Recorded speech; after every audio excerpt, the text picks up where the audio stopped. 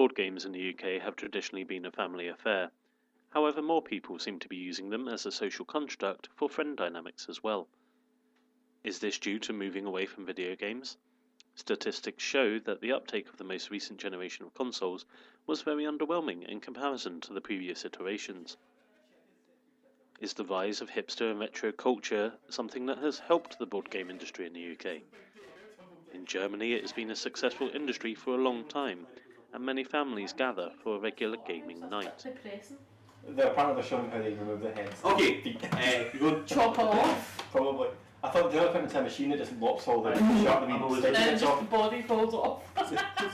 The stigma of Dungeons & Dragons appears to have been broken, along with the rise of nerd culture. This and an increase in cooperative games such as Pandemic, where the group plays against the board to win, have emerged. These new social aspects add and aids the growing differences between video and board games. It allows the players to see their friends and have a physical connection in which today's society is sorely missed. Wait, can I sell anything as long as it's $10,000? Yeah. Okay, I'll sell these three things then. Oh no. They do that with cows? Like, you know, They have them.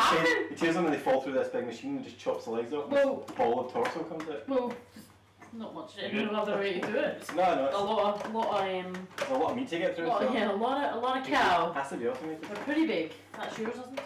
Yep. Vicky. Is it not shot? Nice. You.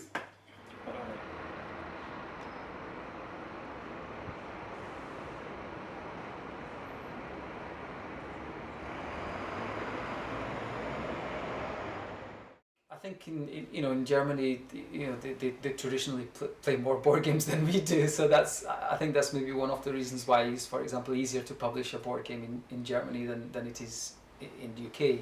Obviously, that's slightly changing, and I was mentioning before that a lot of the board games that get printed in Germany that they pretty much follow a very kind of specific model. So that and they're known in the industry as German-style board games for a reason.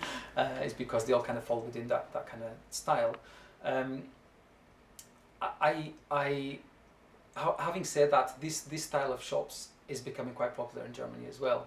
Not so much because of board games, but because of other tabletop games. And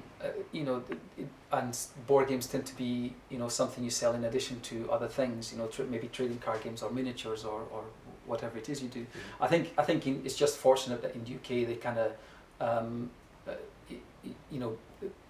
board games are being sold in addition to trading card games, for example, and it basically is also stimulating that market. But to be honest with you, I couldn't keep a shop open just by selling board games. If I sell 5 or 6 board games in a week, that's great, but that's not enough to pay my rent. Never mind my bills. So. Why do you think in Germany it's a big thing, and then in other parts, especially in the UK, it seems to be?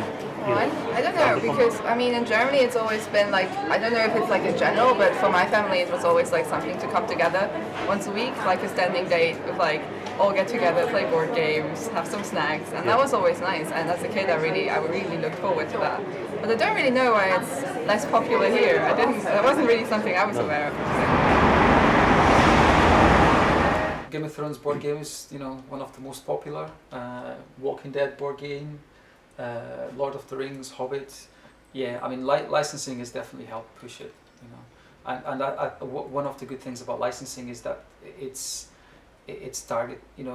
helped target a new demographic as well. So when you've got brands like Street Fighter or Naruto, which we don't have, for example, it helps target a younger demographic as well and get them interested in board games, and it helps them identify something which is traditionally seen as not very cool. It's kind of Monopoly, or something you play at Christmas with your gran, and not very exciting, into something, or suddenly there's a product which is actually quite cool and exciting, and helps them get rid of that stigma in their minds to actually then go and look at some other titles which are maybe a little bit more interesting, a bit more involved. The whole kind of cooperative board game model it's becoming quite popular in some board games, and some of the most popular titles are in fact co-op games, so like Pandemic, for example, which is encourages people to work together to achieve a common goal, which is a brilliant idea.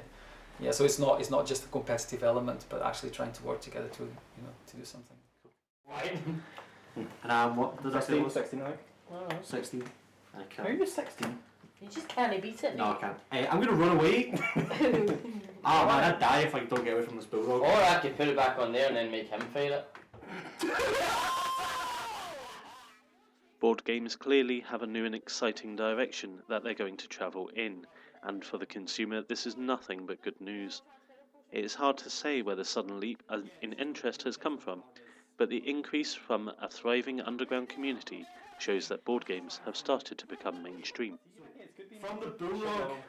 Crack of the Very game. sad. Dead. How much do you need? A 5 or 6. No, how many? No. Oh yeah, well, I would ask for thingy dates. Anyone want to help me? No. How many do you need to help? I'm on it's 24 and I am I am 5, fucking freezing, that's why 6, I 7, am. 8, 9, 10. 5, 6, 7, 8, 9, 10. There you 11, go. 12, 13. 13. Have that. Wait, I'm only 13. I'm on 15. On your level as well, including your level. 5.